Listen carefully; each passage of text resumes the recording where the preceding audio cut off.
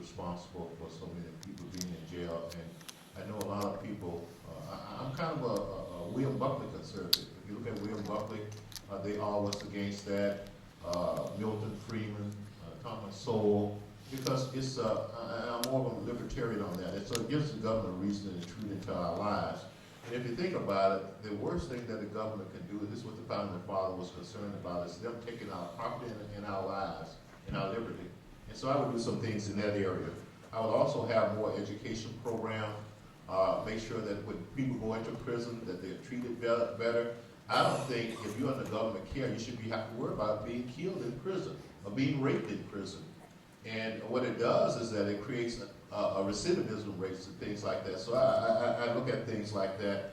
And then a lot of the federal statutes right now that, once again, the founding fathers didn't intend, I push down on the state level and unfederalize a lot of crimes out there.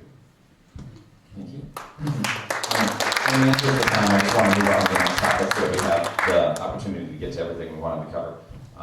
So one last question in that area is, the achievement gap has left many minority children behind.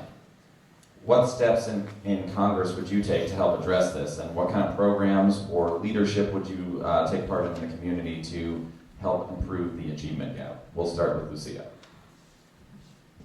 I would say that one of the things that I see, like I speaking about the Spanish community, because I get involved with that a lot, is the language barrier is a big problem in this community when the parents don't know the language and they don't understand what the kids has to do in their school, homework or tests, and there's frustration not only for the kids but also for the parents. So I believe that it should be special programs for these communities, and even not only Spanish, because there's other people from other countries that come to this nation and they don't know the language. So programs for families and students, it will be a good idea to do. Lacey, go ahead. So many things dealing with education we don't talk about. And as I mentioned, I had a great education. And one of the things that they did was every adult in that school treated every child in that school as if they were their own child. And I don't care how many degrees you have in education. I don't care how many studies you put out there. Unless you have that basic attitude, you're going to have a hard time changing the achievement gap. There should be some encouragement. Ideally, we like to get to the point where race and things like that doesn't matter anymore. But let me tell you, race counts to those children. And you got to put people in front of them that look like them and that they trust. And until we get to the point where we can't do that, I'm in favor of that. The other thing is school choice, vouchers, competition. I think right now the schools are not they have no competition, so there's nowhere else for you to go.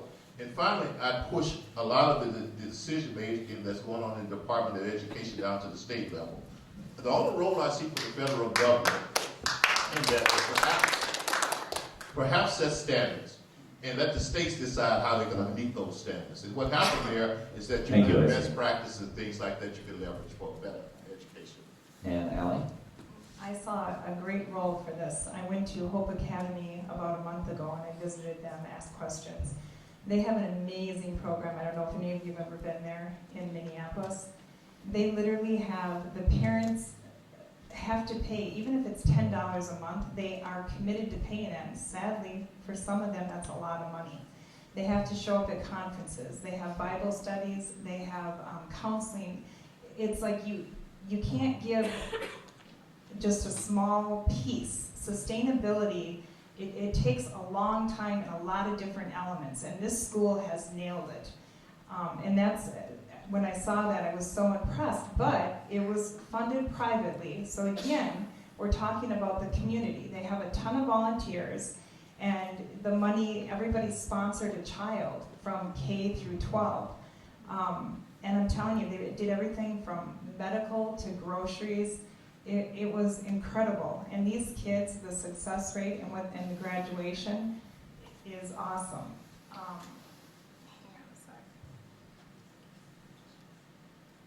I'll let you answer it and then cut you off. Okay. No, that's it, go ahead. Do we have a 30-second? We're gonna move on right now. So our next one is about federal jobs. Representative Omar, along with others in Congress, including Senator Booker, have introduced a federal jobs guarantee program. The plan is to target cities where unemployment is high. If elected, would you continue working for a federal jobs guarantee program or introduce another act? Ellie, I'll actually go with you first. Would you repeat the Yeah. question, please? All right, it's about a federal jobs guarantee program. The plan is to target cities where unemployment is high. If elected, would you continue working for a federal jobs guarantee program or introduce something else? Absolutely not. Again, more government control, and that just imposes upon our freedom. We would have to come up with something else. First of all, unemployment is the lowest ever, lowest for African Americans, Hispanics, and women. I don't see where there's a problem. Again, I think it's more about the individual communities and people not getting in there and getting their hands dirty, like not giving anything away for free that's not necessary. Lacey, I'll go with you next. Well, there's two words in there that just scares the heck out of me. One is federal, and the other is guaranteed. I don't believe in the federal government solution to hardly anything. I think what best thing the federal government can do for us is stay out of our lives. I think that's the problem in our community. We've been relying on too much the federal government too much. And I mentioned my mom earlier, and what she taught me. My mom taught me there are no guarantees in life. This might lose some people. She had a phrase, root pig or die poor. And that said, root pig is how they get their food. You got to get up and work for what you want in life. And nobody's going to guarantee anything. So, no, I'm not in favor of that. In fact, once I get there, I introduce, probably one of the first legislation I'd introduce is to get rid of any type of thing with federal in it, and anything type of bill with guarantee in it. It's going out the window.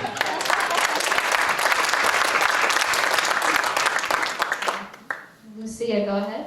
I don't think I will take a job like that. I prefer to work in my antique boutique. It's more fun. I can do it the way that I want it. I can move it the way that I want it, and no one has to tell me what to do. So I think that we don't need that. What we need is to get together as a nation, as communities, cities, states, and decide and see where are the problems and what kind of jobs we can create. As business people, as entrepreneurs, as so many different things. We don't need more government. No more government in our job, in our lives. Excuse me.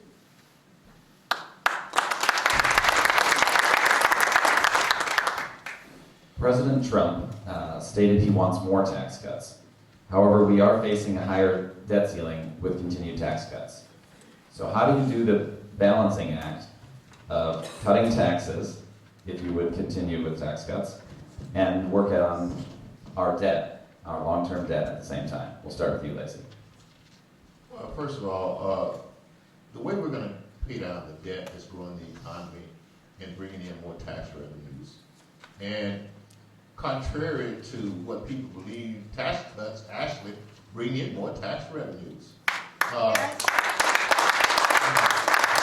Sometimes tax cuts are like an investment.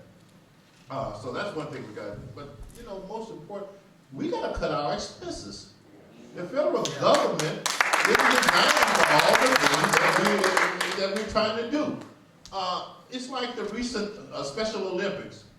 A program started by a billionaire family like the Kennedys, with a lot of billionaire friends, and the government is there doing that. So I'm saying cut the things that the government spends its money on down to the bare minimum, things like national defense, things like interstate commerce, and things like that. But we got to cut expenses and then grow our way out of it. But see, to cut expenses, you're going to have probably politicians with courage, and the American people are going to have to change their mindset to back when Kennedy said, ask not what you can do for your country, but what the country can do for you, but ask what you can do for your country. We need to get the American citizen back thinking that way. Okay, thanks. Go ahead, Alan. Tax cuts actually actually increase the revenue for the government.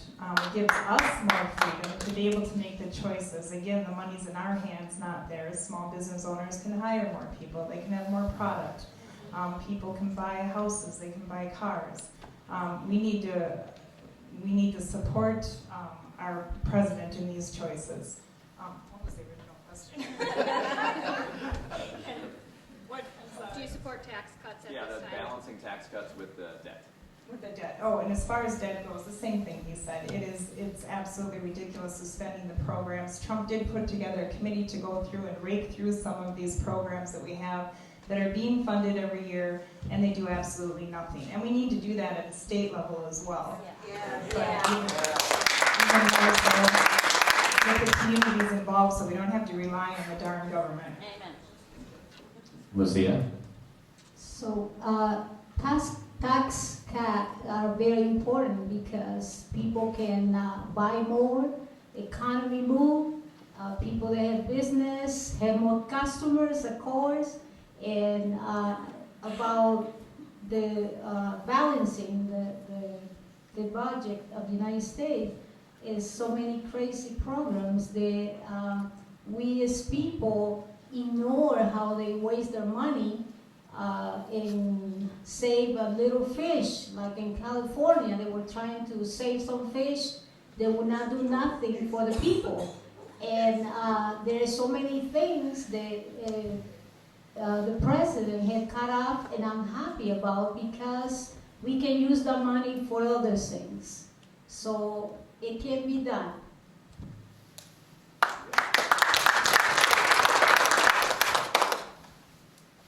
Our next question is on infrastructure. How does our country address building our infrastructure? And also, along with this question, should federal government match funds with state funds? Lucia, I'll let you answer first. The roads in the United States are very poor. It's very sad to say,